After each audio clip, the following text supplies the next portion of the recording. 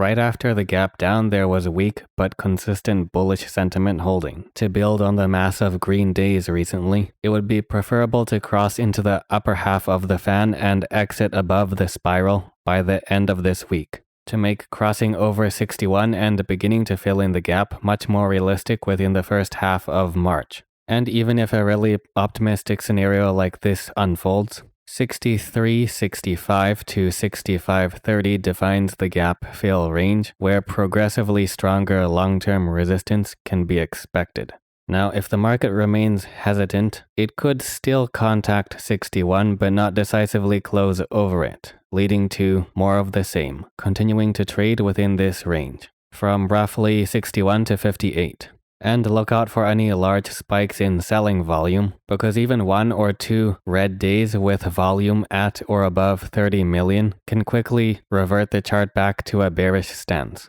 and a shift to a bearish advantage if a candle can close under 58 by the third week of March.